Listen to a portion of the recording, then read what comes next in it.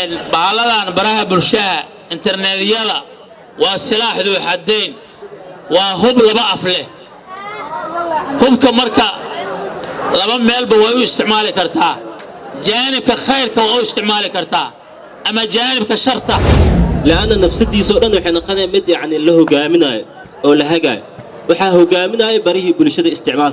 maanta dhan wuxuu ka fikiraa wixii oo busti gareyn lahaa ama ha noqdo Facebook ha isticmaal ama TikTok ha isticmaal ama YouTube ha isticmaal ama wax kale ha isticmaal wuxuu ka fikiraa wuxuu busti gareyn lahaa markuu busti gareeyo hadana wuxuu ka fikiraa falcelinada ka imaan lahaa kommentiyada oo uga imaan lahaa garaad maal sidii lagu yaqaanay ardadanadii garaad maal saaka waxay inii dardaarmeen xaq quraanka wuxuu leeyahay alxaqu axaqu an yuttabac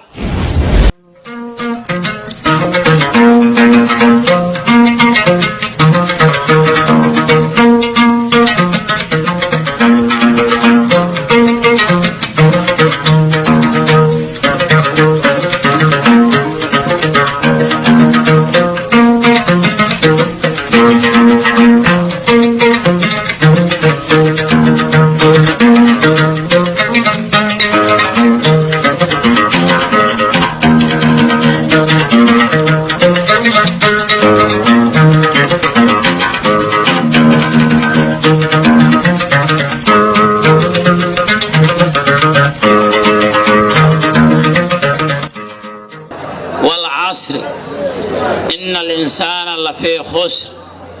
إلا الذين آمنوا وعملوا الصالحات وتواصوا بالحق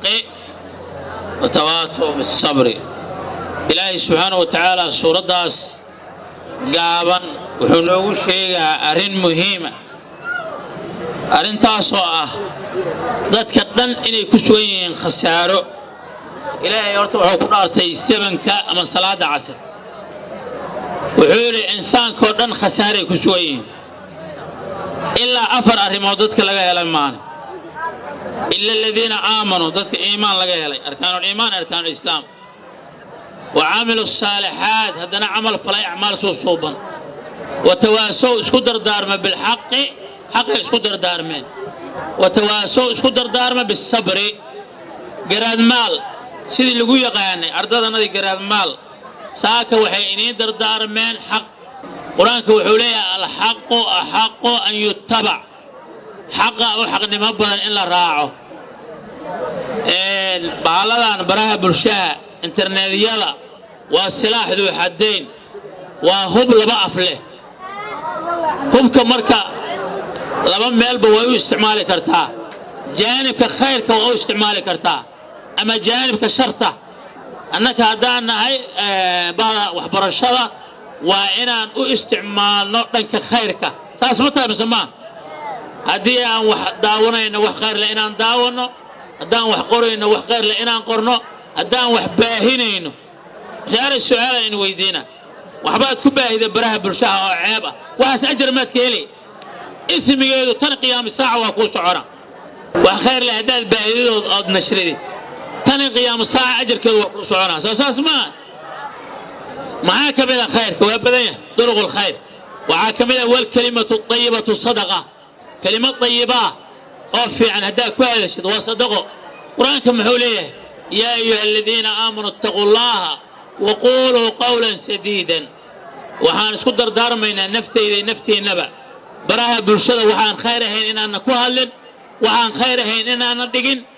وعن خيره إننا نشرين هذا وبالله التوفيق صلى الله على نبينا وعلى آله وأصحابه وآله إذا دتك براه برشة استعمالها عالم كهذا كنور لو بقول يعني شيء لواتني تضو مليون أو كم إذا عدد كعصب براه برشة أو هذا فرت مركب ما دام أنا أرضي عنا هنا براه برشة سامن أنت اللي نقولين إن كوك هذا لنا لمبرلاو قاب كمركز أو بحكرنا oo markaas uga faa'iideysan karnona inaan ka hadalno ugu horeen baraha bulshada qof kasta anaga mid oo og yahay in saameyn badan oo ku leeyahay yani nafs ahaantiisa wuxuu leeyahay koow saameyn caafimaad inuu qofka caafimaadkiisa u daran yahay oo dhacda inuu qofka isticmaalkii baraha bulshada uu waqti badan ku bixiyo oo habeeno badan oo ku soo jeedo lambar 2 wuxuu leeyahay saameyn dhinaca garaadka ah garashada qofka fahankiisii inuu hoos u dhac ku imaanayo marka uu yani badsado isticmaalka baraha bulshada laana nafsadiisa oo dhan waxay noqonaysaa mid yani la hogaaminayo oo la hagaayo waxa hogaaminayo barihii bulshada isticmaalka maanta oo dhan wuxuu ka fikiraa wixii oo busti gareyn lahaa ama ha noqdo Facebook ha isticmaal ama TikTok ha isticmaal ama YouTube ha isticmaalo ama wax kale ha isticmaal wuxuu ka fikiraa wuxuu busti gareyn lahaa markuu busti gareeyo haddana wuxuu ka fikiraa falcelinada ka imaan lahaa kommentiyada oo uga imaan lahaa oo ka fikiraa marka waxay noqonaysaa nafsadiisa dhan mid yani mashquulsan oo ku mashquulsan dhinacii baraha bulshada jaanis marka uma haayo oo ku fikiro oo ku nastama haayo mu'minka daciifka ah ee mu'minka qabiga ah loogu jecel badan yahay ilaahay xaggiisa mu'minka daciifka ah haddana labada mu'miniin isla yihiinoo khayray ku sugan yihiin laana midkan waa qabi wuxuu qabi ku yahay wax walba oo islaamka amray hana qata cibaadadii hana qata xiriirinta qaraawadii hana qata micnaha baarnimadii yani isagoo tan saddexaad ee ugu muhiimsan waxaa waaye maareynta waqtiga inaa maareyso saameynta ugu badan ee maareynta waqtiga yani kaa saameyn karta waxaa ka mid ah ay sheeg inaa baraha bulshada iska xakamayso haddaadan xakameyn waqtigaa wuu lumay waqtiga waxa ugu badan ee baraha bulshada ku bixin waxaa waaye lacag iyo waqti waa marka waqtigaasi aa uga faa'iidaysato wax badanna aa u akhriso waxaa muhiim ah inaa maareyso anigoo magacaygu yahay Naciimo Xasan Aadan oo dhigta iskuulka Alanwaar waxaan ka mid ahay ardayda dhigata ee Alanwaar ee fasalkiigan uu yahay